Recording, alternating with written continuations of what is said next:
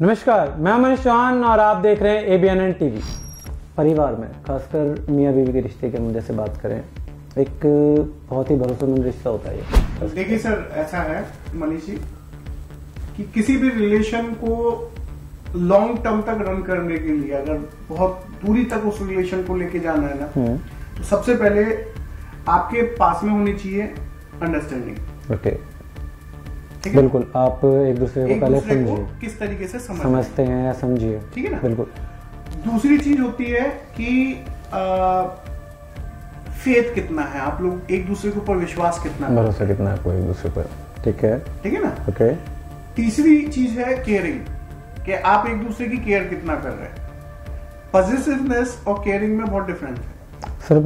कई बार होता है, जैसे आपकी लाइफस्टाइल में बताऊं तो कई बार होता है कि हमारा ईगो कई बार आगे आ जाता है। बिल्कुल आ जाता है। तो शायद कई बार मैं मानता हूँ जो लड़ाई झगड़ा होता है या शायद मारपीट होती है या जहाँ तक हत्या तक की वाली बात आ जाती है, तो क्या कहीं हमारा ईगो आ जाता है इन सब चीज़ों में?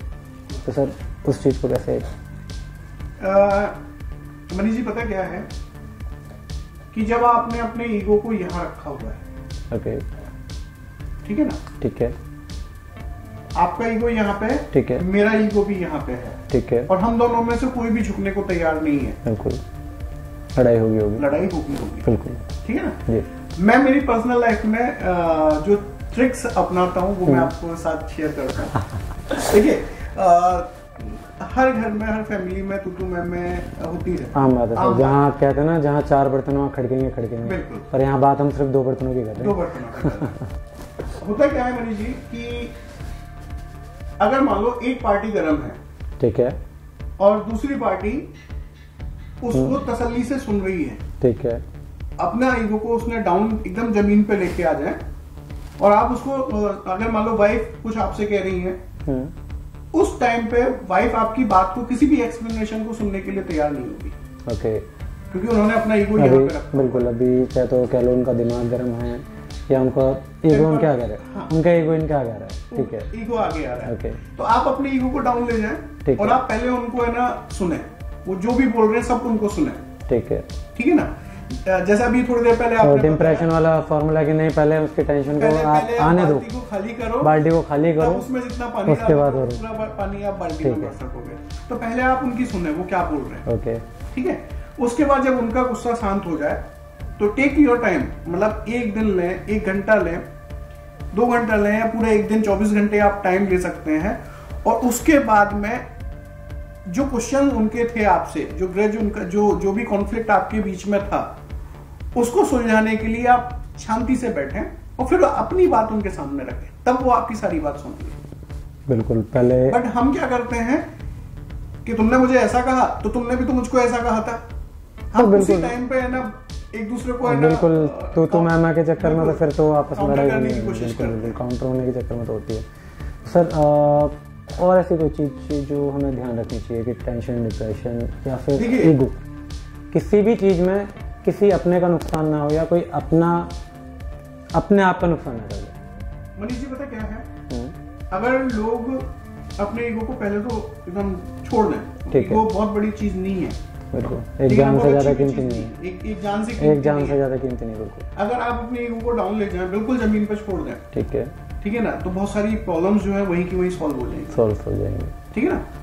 कई बार चीजें क्या होती हैं कि चीजें हमारे कंट्रोल में नहीं होती, ठीक है, चीजें दूसरे के कंट्रोल में। कई बार हम कहते हैं कि परिस्थितियां हमारे कंट्रोल में नहीं है, वक्त पे छोड़ दो, उनको कई बार छोड़ देना चाहिए, कुछ वक्त पे टाल दो, कुछ वक्त पे छोड़ दो, वो अपने आप सॉल्व हो जाएंगी। बिल्कुल। कुछ चीजें होती हैं जो हमारे हाथ में होती हैं, हमारे कंट्रोल में होती हैं, कि अगर मेरे को मालूम है कि मेरा रिलेशन अगर बिगड़ रहा है और मेरा ईगो इसको क्लैश कर रहा है कहीं ना कहीं, तो मेरे को मेरा ईगो डाउन कर दें, ठीक है, थोड़ी देर के लिए आप जो मेरे को बोल रहे हैं पहले मैं उसको सुनूं, ठीक है ना।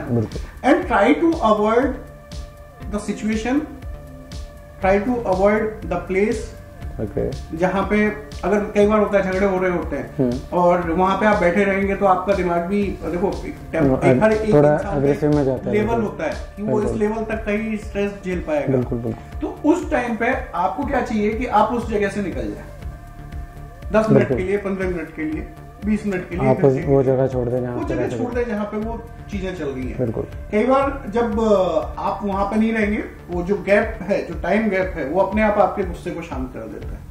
बिल्कुल। ठीक है ना। आपको लगे कि आप है ना इस सिचुएशन का हल कैसे निकालना है, तो आपको क्या करना चाहिए कि आप अपने किसी बेस्ट फ्रेंड से एडवाइस ले सकते हैं। ठीक है, जो आपके सीनियर्स हैं, सीनियर मतलब आपके फादर हैं, आपकी मदर हैं, आपके जीजाजी हो सकते हैं, आपकी बहन हो सकती है, आपके आसपास सराउंडिंग में बहुत सारे लोग हैं जिनकी आप हेल्प ले सकते हैं।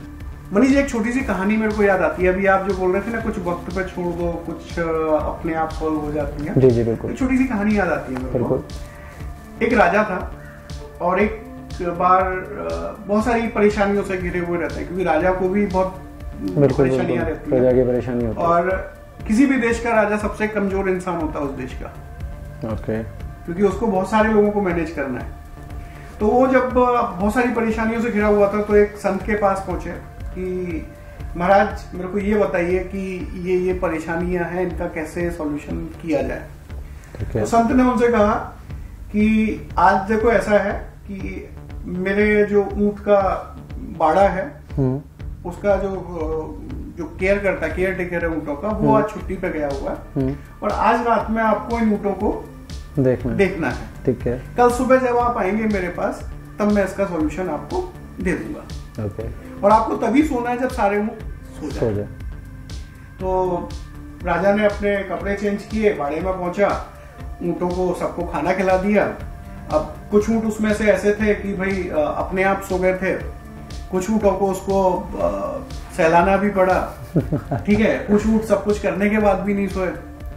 थोड़ी देर बाद देखा कि जो ऊँट सो चुके थे वो ऊँट जाग गए, जो पहले जाग रहे थे वो ऊँट सो गए, और जिनको पुचकार रहे थे वो अभी भी बैठे हुए हैं। तो इस तरीके से उसकी पूरी रात जो है वो काली हो गई। मतलब राजा भी नहीं सो पाया बिल्कुल बिल्कुल। अब सुबह वो महाराज के पास पहुंचते, संत के पास पहुंचते, और संत को बोलते कि महाराज अब बताओ। बोले राजन मेरे को एक बात बताओ, आपकी रात कैसी रही।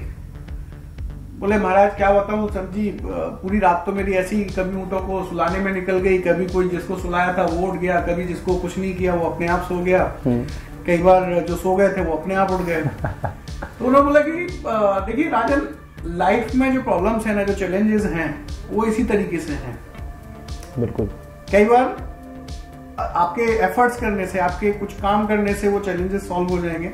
कई बार आपको उन चैलेंजेस को सॉल्व करने के लिए कुछ भी नहीं करना पड़ेगा, वो अपने आप सॉल्व हो जाएंगे। कई बार जो दबे हुए चैलेंजेस है वो उठ के खड़े हो जाएंगे। तो लाइफ ऐसे ही चलेगी। बिल्कुल। चैलेंजेस हो, डरे नहीं, डटकर सामना करें, और कभी डिप्रेशन महसूस हो तो अपने यार दोस्तों से बात करें, अपने घर वालों से बात करें। दोस्तों, कहीं पे भी अगर आपको लगे कि आपको कोई भी स्ट्रेस है, एंजाइटी है, जो आपकी लाइफ में आपको आगे बढ़ने से रोक रही है, कई बार आपके पास्ट के ऐसे एक्सपीरियंसेस होते हैं जो आपको आगे बढ़ने से रोकते हैं। आपके पास्ट के एक्सपीरियंसेस निकल के आते हैं और आपके मन में, आपके दिमाग में वो एक स्ट्रेस क्रिएट करते हैं। कई बार आपको टेंशन रहती है फ्यूचर की, कई बार आपको टेंशन रहती है पास्ट की, कई बार प्रेजेंट के अनरिजॉल्व इश्यूज रहते हैं। अगर आपको इस तरह की कोई भी परेशानी है तो बेझिझक यू कैन कॉन्टेक्ट मी। तो ये था हमारा खास प्रोग्राम। आपको कैसा लगा कमेंट के द्वारा जरूर बताइएगा। तो आप इसी के साथ बने रहिए ABNN TV के साथ।